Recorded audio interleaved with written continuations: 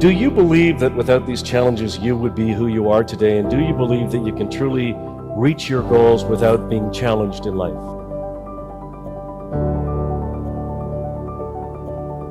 Well, I think that there isn't a lot of difference between being an adventurer and being an entrepreneur. If you're an entrepreneur, you are pushing the limits. You're trying to, as I said before, trying to protect the downside. And the downside as an entrepreneur is going bust. As an adventurer, you're pushing the limits. You want to protect the downside, because the downside possibly is losing your life. So you particularly want to protect the downside.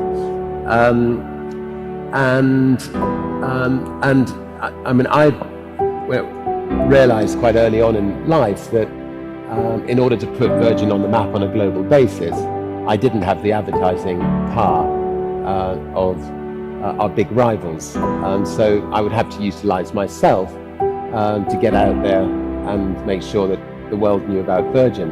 And I've had a lot of fun doing it, as well as the sort of normal stunts you do when you launch new businesses. So trying to beat the record for the fastest boat across the Atlantic.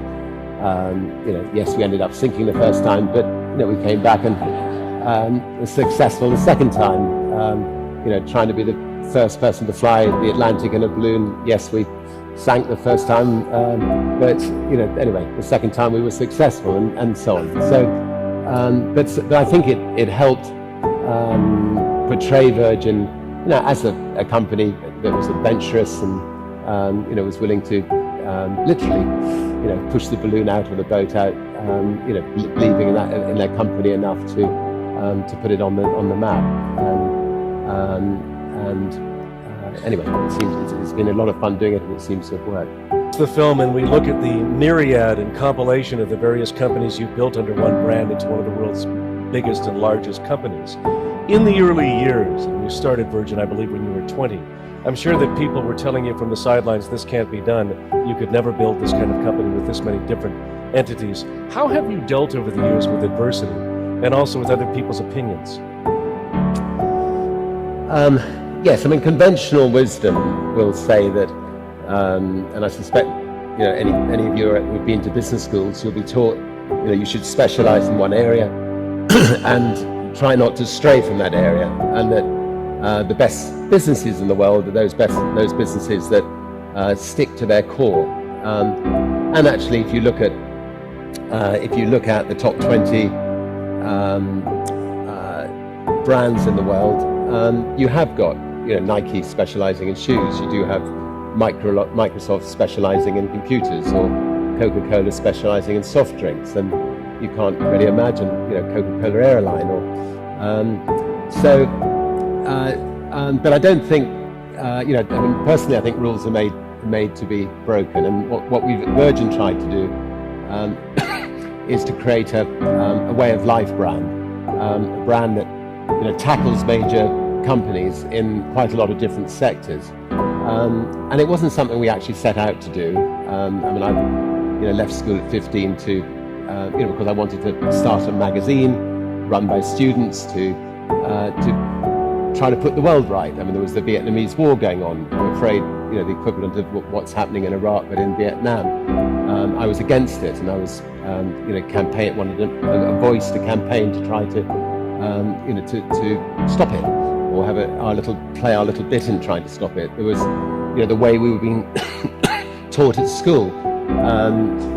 You would spend 8 years learning French in an English school, and you'd come out not speaking French, and the way we were being taught was not conducive to learning it. So my principal aim was to create a business that, to create a magazine that would make a difference. And it wasn't going into creating a magazine to make money or to become an entrepreneur. It was creating a magazine, to make a difference. And since then, we've gone into a lot of different areas, a lot of different businesses. Again, not with the purpose of becoming a serial entrepreneur, but because we have seen. I used to fly when we had a record company on a lot of other people's airlines, and the experience was dire. And if you've ever flown on an American carrier, I won't mention Canadian carriers, you'll know what I mean. And so I decided that if you could create an airline that where the staff were actually enjoying working on that plane, and they were actually proud of the tools they were given, and they were proud of the service they were offering the consumers, and it was actually a fun airline to fly, that it might be successful. And so in that particular case, sat down with Boeing and said, like to buy a second-hand 747, and I was the person that had brought the Sex Pistols and a few other bands, so they actually must have thought me absolutely mad. Anyway, they sort of maybe spotted something in me that made them think that we could maybe build a competitor to British Airways. But I also made a stipulation, because I didn't want to bring everything else that I'd built come crushing down if I was wrong about the airline business. I said, look, I've got to protect the downside. I may be completely wrong that there's an opening for Virgin Atlantic. At the end of the first year, I want the right to hand that plane back to you if I'm wrong. And it might mean that you won't make any money, but you won't lose any money either, and we can both walk away from it. So by protecting the downside, I could then just about convince my fellow directors at Virgin Records to let us start an airline. And as it turned out, after the first year, things were going quite well.